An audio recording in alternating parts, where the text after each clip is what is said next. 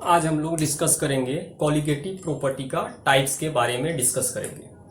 और जब भी वीडियो देखिएगा तो वीडियो को सब्सक्राइब जरूर करना है और दोस्तों के साथ शेयर भी करना है। तो देखना क्या है, कॉलिगेटिव प्रॉपर्टी का हम लोग सेकेंड टाइप और थर्ड टाइप के बारे में डिस्कस करेंगे। एक पढ़ेंगे एलिवेशन इन बॉइलिंग पॉइंट और एक पढ़ेंगे डिप्रेशन इन फ्रीजिंग पॉइंट। उसको प्रूव करते हैं और देखते हैं क्या क्या घटना होता है। तो चलिए हम लोग पहला सेकेंड टाइप हम लोग देखने का कोशिश करते हैं और उसके बारे में देखते हैं क्या क्या हो सकता है। तो हम लोग यहां से पढ़ेंगे इलिवेशन इन बॉइलिंग पॉइंट। इलिवेशन इन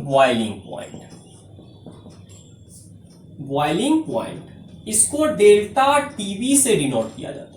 इसको डेल्टा टीवी से चेंज हो गया। डेल्टा टीवी का मतलब, डेल्टा का मतलब चेंज, और बॉइलिंग पॉइंट में जो चेंज आएगा जनरली इंक्रीज कर जाता है। जब आप प्योर सॉल्वेंट लेते हैं उसमें जब कुछ ऐड कर देते हैं तो उसका बॉइलिंग पॉइंट इंक्रीज कर जाता है। इसीलिए इसका हो गया, नेम दिया गया है एलिवेशन। एलिवेशन का मतलब बढ़ना, बॉइलिंग पॉइंट किसी का बढ़ जाए, तो एलिवेशन इन बॉइलिंग पॉइंट। अब चलते हैं इसके बारे में कुछ पढ़ते हैं क्या क्या घटना हो सकता है।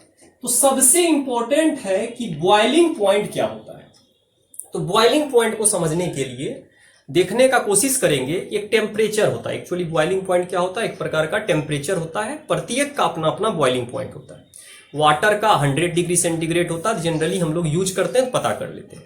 लेकिन जब लैब में जाइएगा और बॉइलिंग पॉइंट यदि किसी का पता करना है तो उसको गर्म करना होगा, उसको टेम्परेचर देना होगा। धीरे धीरे करके टेम्परेचर देंगे। जिस टेम्परेचर पे क्या हो जाए, इस जो लिक्विड आप लिए हुए हैं उसका वेपर प्रेशर एटमॉस्फेरिक प्रेशर के बराबर हो जाए, that is called boiling point. उस टेम्परेचर को आप मान के चलिएगा बॉइलिंग पॉइंट है। तो सबसे पहले देखते हैं बॉइलिंग पॉइंट क्या होता है।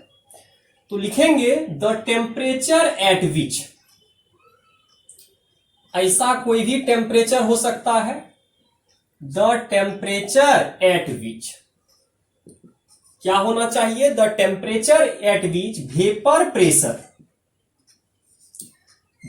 Pressure of pure liquid becomes equal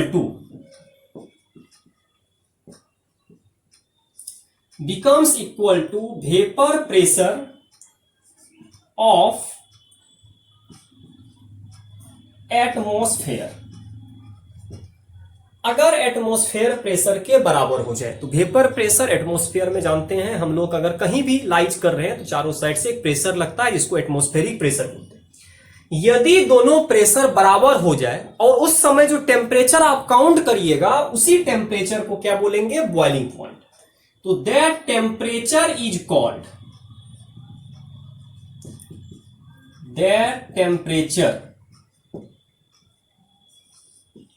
called boiling point. उसी टेम्परेचर को हम लोग क्या बोलेंगे, बॉइलिंग पॉइंट बोलेंगे, टेम्परेचर। अब यदि बॉइलिंग पॉइंट जान गए तो बॉइलिंग पॉइंट में हो सकता है घटे या बढ़े। तो सबसे पहले हम देख रहे हैं एलिवेशन। एलिवेशन का मतलब हो गया बढ़ना। टेम्परेचर आपका लगातार क्या हो रहा है, बढ़ रहा है, जब उसमें आप क्या कर रहे हैं, सॉल्यूट ऐड कर रहे हैं।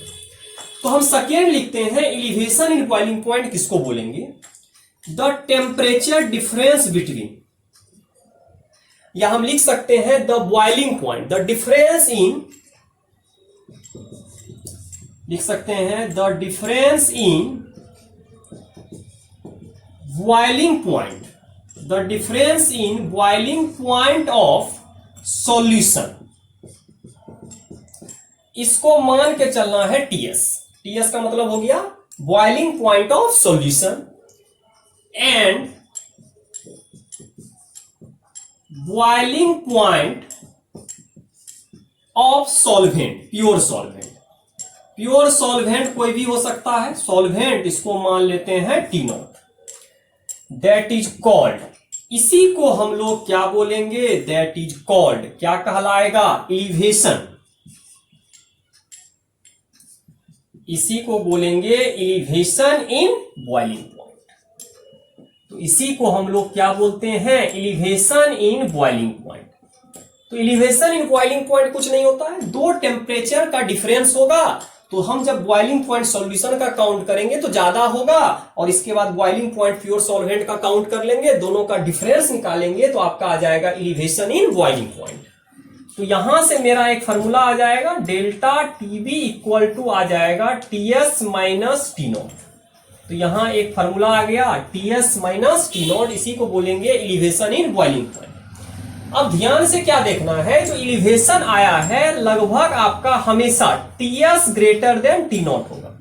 जब भी आप सॉल्यूट ऐड करिएगा तो टेम्परेचर ज्यादा लगेगा, जब प्योर सॉल्वेंट लीजिएगा तो टेम्परेचर कम लगेगा, तो हमेशा बॉइलिंग पॉइंट आपका इंक्रीज कर जाएगा। तो नेक्स्ट पॉइंट आएगा, जब आप सॉल्यूट को मिलाते हैं,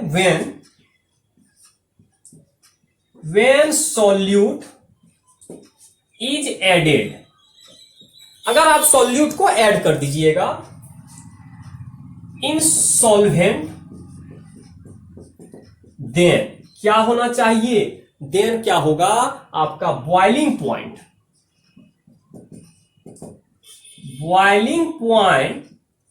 ऑफ सॉल्यूशन। बॉइलिंग पॉइंट आपका क्या हो जाएगा, सॉल्यूशन का धीरे धीरे करके क्या होगा, इंक्रीज होगा। Boiling point of solution increase हो जाता है। अगर बॉइलिंग पॉइंट इंक्रीज कर गया तो चेंज भी आपका इंक्रीज करेगा। Then and delta TV value also increase, आपका डेल्टा टीवी का वैल्यू भी क्या करेगा, धीरे धीरे करके इंक्रीज करेगा, क्योंकि टीएस ग्रेटर है और टीएस का वैल्यू आपको क्या लेना है, पॉजिटिव लेके चलेंगे। तो ऑटोमेटिक जब इस वैल्यू को बढ़ाइएगा और ये वाला वैल्यू आपका कांस्टेंट रहेगा, तो ऑटोमेटिक बात है कि डेल्टा टीवी का वैल्यू आपका क्या आएगा, धीरे धीरे करके लार्ज होता चला जाएगा। अब यहां से क्या देखना है, यदि डेल्टा टीवी का वैल्यू यहां से लिखते हैं टीएस माइनस टी नॉट, अगर टीएस इंक्रीज करेगा तो डेल्टा टीवी भी आपका क्या होगा, इंक्रीज करेगा। एलिवेशन इन बॉइलिंग पॉइंट धीरे धीरे करके क्या होगा, इंक्रीज हो जाएगा। अब जब इतना बात देखे तो एक चीज तो पता चल गया, और एक होता है वेपर प्रेशर। वेपर प्रेशर आपका हमेशा डिक्रीज होगा। राउल्स पहले ही बोल दिया था, यदि आप नॉन वोलाटाइल सॉल्यूट ऐड करिएगा तो वेपर प्रेशर लगातार आपका क्या होना चाहिए, डिक्रीज होना चाहिए। तो वेपर प्रेशर डिक्रीज होगा, लेकिन बॉइलिंग पॉइंट आपका क्या होगा, लगातार आपका क्या होगा, इंक्रीज होगा। तो यहां पर हम उसको भी लिख देते हैं, बट वेपर प्रेशर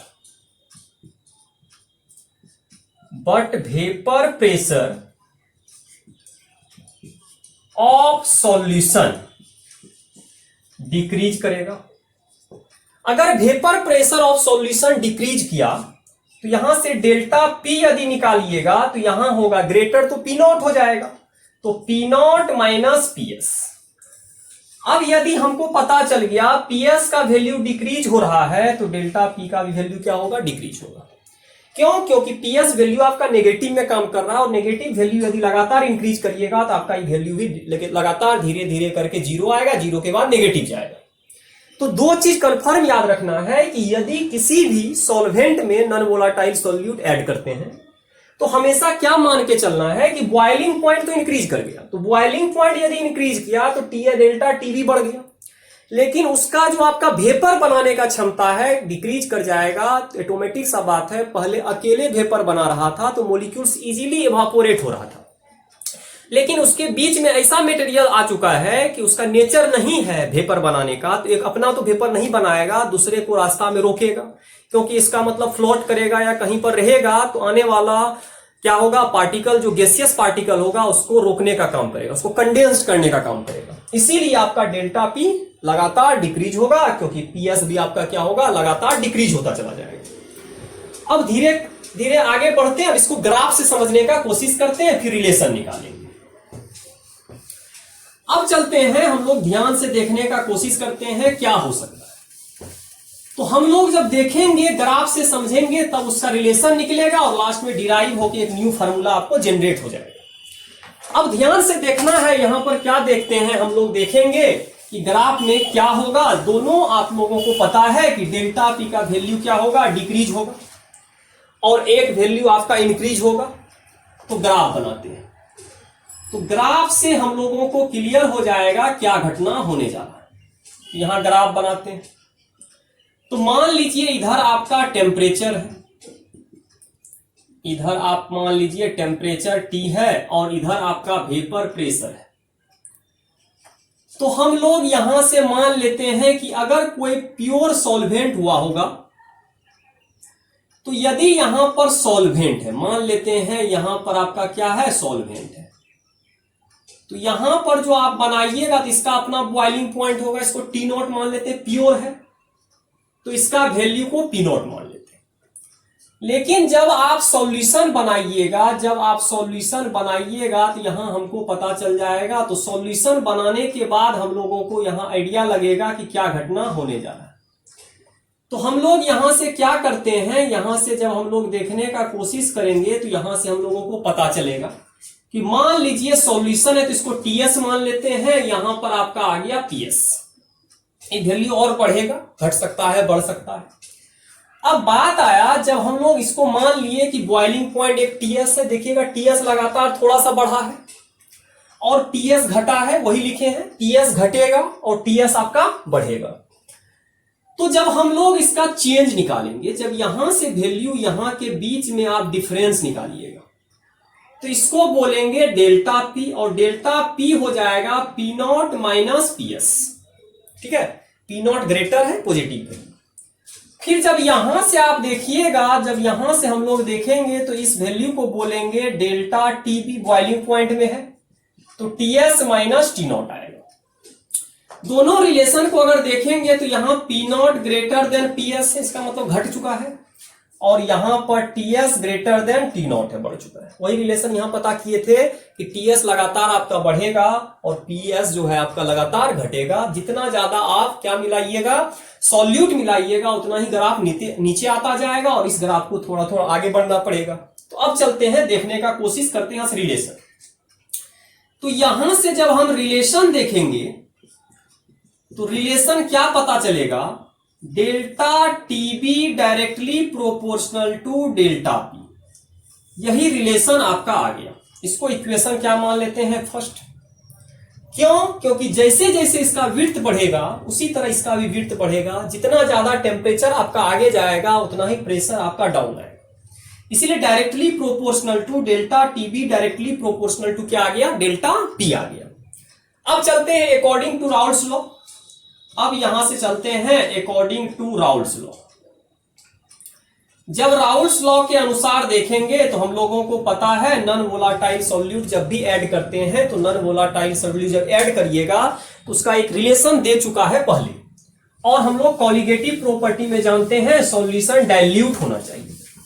और यदि सॉल्यूशन डाइल्यूट होगा तो ऑटोमेटिक सा बात है कि सॉल्यूशन डाइल्यूट होने के कारण आपका यहां पर क्या हो जाएगा, इसका डेल्टा TB और डेल्टा P में रिलेशन स्टेबलाइज हो जाएगा, क्योंकि राउल्स लॉ पहले ही डेल्टा P के बारे में आइडिया दे चुका है। क्या दिया था, जब नॉन वोलाटाइल सॉल्यूट मिलाइएगा तो यहां से फॉर्मूला दिया था डेल्टा P बाय P0। इसी को बोलते हैं relative lowering in vapour pressure. इसका फॉर्मूला हम लोग डिराइव कर चुके थे, N बाय कैपिटल M। आई देने का भी कोई जरूरत नहीं, अभी मान के चलते हैं डिसोसिएशन एसोसिएशन आपका नहीं हो रहा है। इक्वल टू हो जाएगा WA divided by MA into, यहां पर आ जाएगा MB मोलर मास, और यहां पर आ जाएगा आपका WB। एक इक्वेशन आ गया। अब मान के चलते हैं यहां पर जो हम लोग है WA को क्या मान के चलेंगे, WA हो गया आपका वेट ऑफ सॉल्यूट। WA आपका क्या हो गया, वेट ऑफ सॉल्यूट, और WB हो गया आपका वेट ऑफ सॉल्वेंट। MB और MA मोलर मास है आपका, तो मोलर मास पता चल जाएगा यहां से। MA हो गया मोलर मास,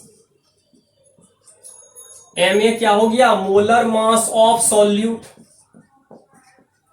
और एक है MB आपका आ जाएगा मोलर मास ऑफ सॉल्वेंट। यहां आ गया मोलर मास ऑफ सॉल्वेंट। अब जनरली हम लोग अगर देखेंगे तो प्योर सॉल्वेंट, यहां प्योर सॉल्वेंट का चर्चा कर रहे हैं। यदि आप प्योर सॉल्वेंट स्टार्टिंग में लिए हैं तो उसका मोलर मास कभी चेंज नहीं करेगा और उसका कभी वेपर प्रेशर चेंज नहीं करेगा, क्योंकि ग्राफ ही कांस्टेंट होगा। उसके नीचे जा सकता, उसके अपर नहीं जाएगा। जो भी काम होगा P0 के ही अराउंड होगा। तो एक चीज तो कंफर्म हो गई कि जब आप प्योर सॉल्वेंट लीजिएगा तो उसका मोलर मास कभी चेंज नहीं होगा। तो यहां से इंपॉर्टेंट है, नोट में हम लोग लिख लेते हैं कि यहां से P naught and M B will be constant. क्यों कांस्टेंट होगा? क्योंकि आप सॉल्वेंट जो भी लीजिएगा फिक्स करके रखिएगा, उसमें सॉल्यूट आप कुछ भी मिला सकते हैं, तो कांस्टेंट हो गया। और हम जानते हैं यदि कांस्टेंट को हटा दिया जाए तो प्रोपोर्शनलिटी का रिलेशन आ जाता है, और प्रोपोर्शनल रिलेशन तभी आता है जब आप वेरिएबल के बीच हमेशा निकालते हैं। ये जो ग्राफ बना है वेरिएबल के बीच है, एक वेरी कर रहा है दूसरा भी वेरी कर रहा है, तो हम क्या करते हैं कांस्टेंट वैल्यू को वहां से हटा देते हैं।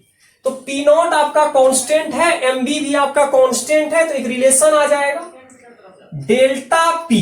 तो यहां से आ जाएगा delta P is directly proportional to, यहां से आ जाएगा delta P directly proportional to किसके बराबर आ जाएगा?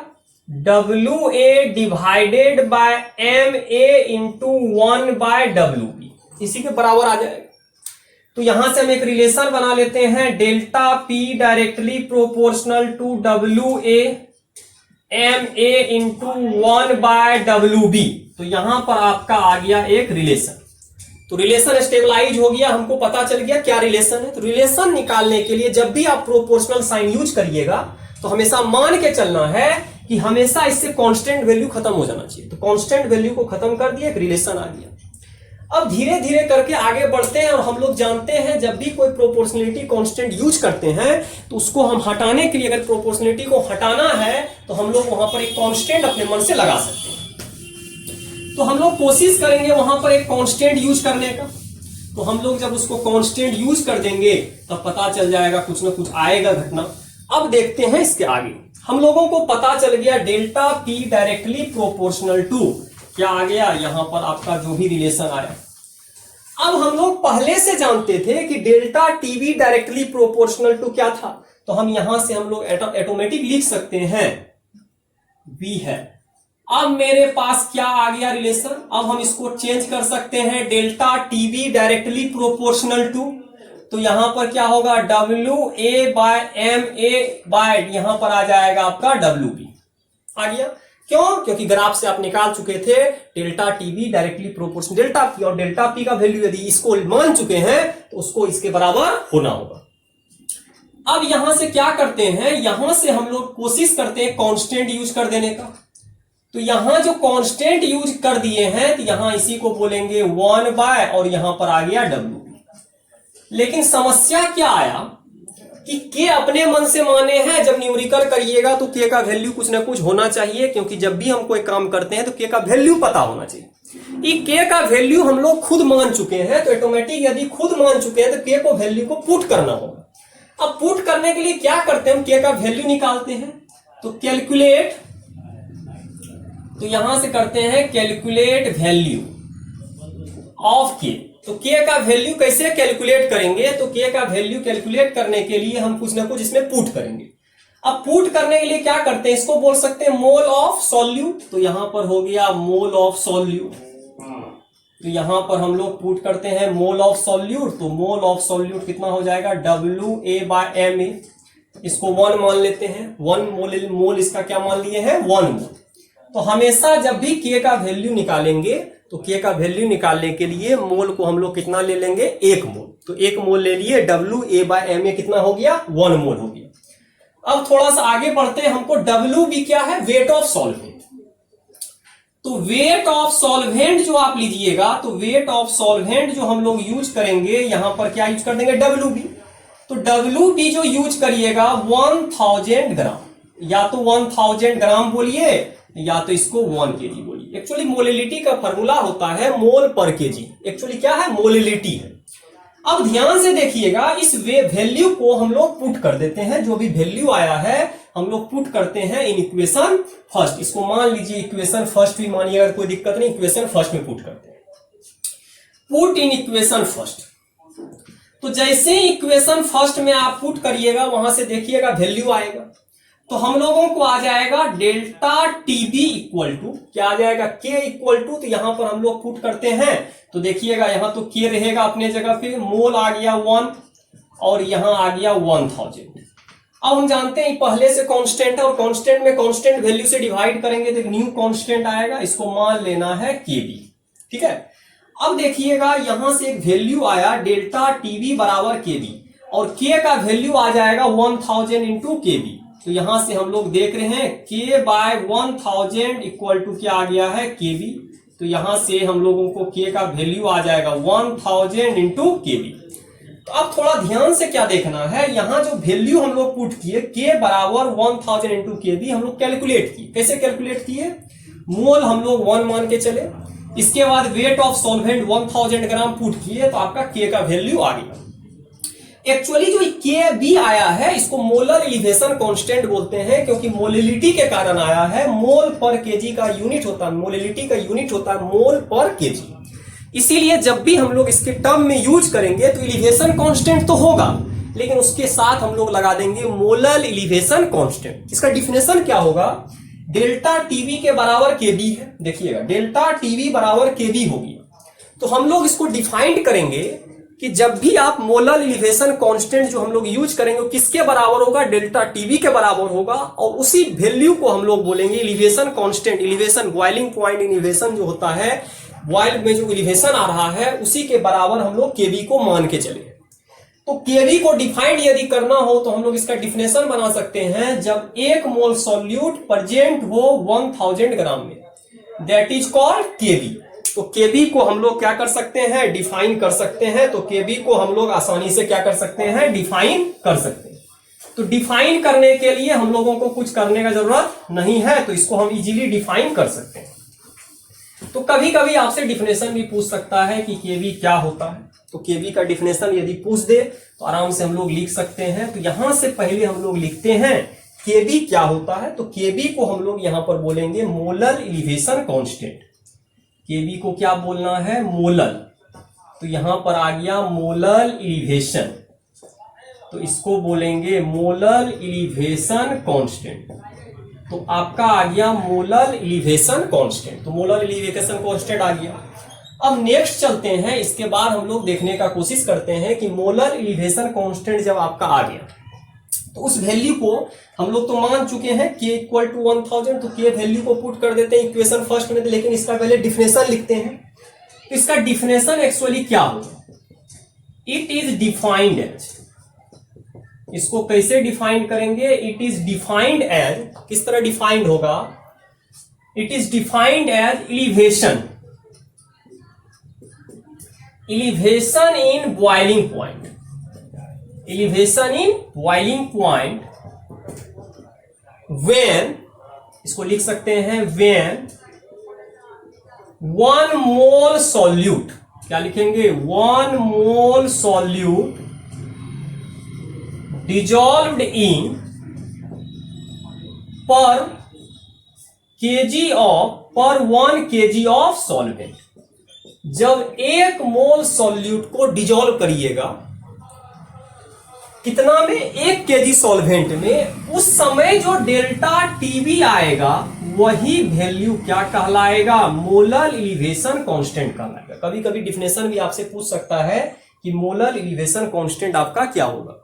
तो मोलर एलिवेशन कांस्टेंट कुछ नहीं होता है, 1 मोल सॉल्यूट जब डिजोल्व किया जाता है किसी भी सॉल्वेंट में, उस समय जो एलिवेट करेगा 4, 5, 6 जितना एलिवेट कर जाए वही वैल्यू आपका कहलाएगा केबी, जिसको बोलते हैं मोलर एलिवेशन कांस्टेंट।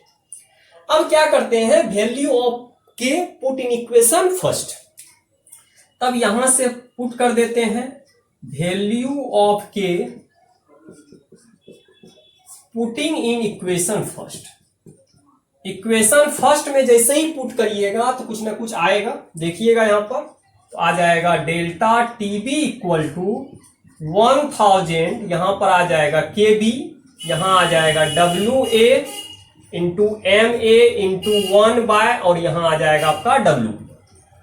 ठीक है, अब ध्यान से देखना है कि एक्चुअली जितना भी वेट लिए हुए हैं ग्राम में लिए हुए हैं, जितना भी वेट आपका यूज हो रहा है ग्राम में यूज हो रहा है, इसको तो मोल बोल सकते हैं, तो ऊपर तो मोल हो जाएगा। तो डेल्टा टीबी बराबर हम लिख सकते हैं केबी, यहां तो ऊपर आ जाएगा मोल ऑफ सॉल्यूट, तो ऊपर तो आ गया आपका मोल ऑफ सॉल्यूट, WB ये आपका ग्राम में है और इसमें भागा कर दीजिए 1000 से, वाला 1000 नीचे लेके चले जाइए तो एक्चुअली किस में आ जाएगा, केजी में। और इसी को हम लोग बोलते हैं मोलेलिटी। तो इसका फॉर्मूला आ गया डेल्टा टीबी बराबर केबी इंटू एम। तो डेल्टा टीबी का फॉर्मूला क्या आ गया, केबी इंटू एम। तो ये फॉर्मूला बन गया एलिवेशन इन बॉइलिंग पॉइंट यदि पूछे तो एक फॉर्मूला आया केबी इंटू एम।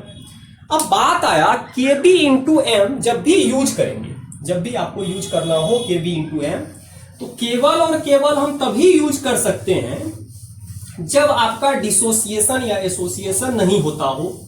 क्योंकि हम लोग पहले ही कॉलिगेटिव प्रॉपर्टी में मान के चले थे कि हमेशा कॉलिगेटिव प्रॉपर्टी का नियम ही था कि नंबर पे डिपेंड करेगा और जिस सॉल्यूट को आप डिजॉल्व कर रहे हैं डिसोसिएशन या एसोसिएशन नहीं होना चाहिए। तो यहां वाला फार्मूला ठीक है, यदि डिसोसिएशन तो इस फार्मूला को यूज करेंगे ओनली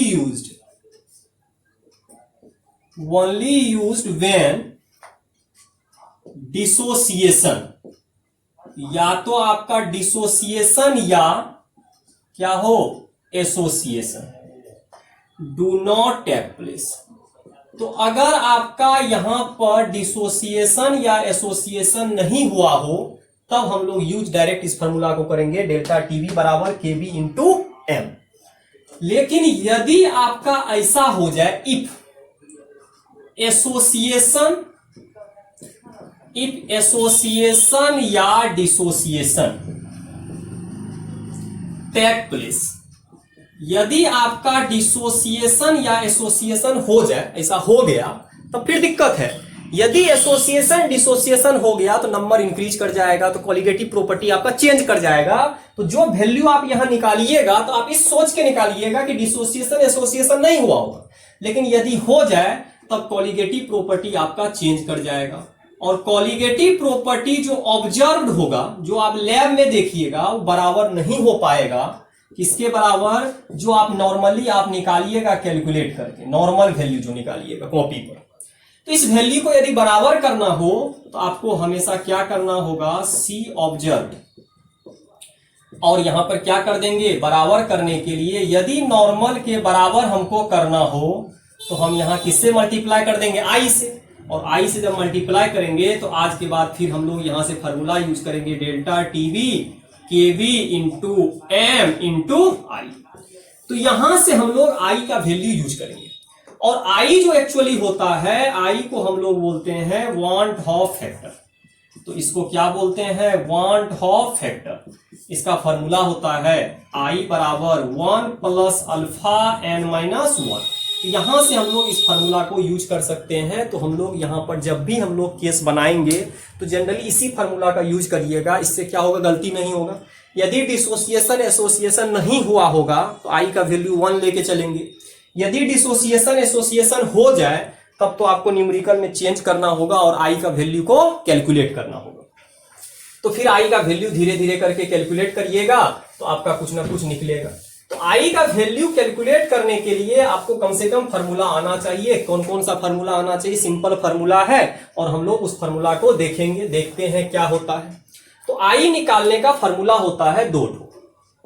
आई बराबर होता है 1 प्लस अल्फा एन माइनस 1। तो इस फार्मूला का यदि आप यूज कर रहे हैं आई निकालने में तो हमेशा याद रखिएगा एन जो होगा आपका, एन होगा number of product. Number of product कितना टूट के बना है, नंबर ऑफ प्रोडक्ट। अल्फा होगा degree of dissociation, degree of dissociation.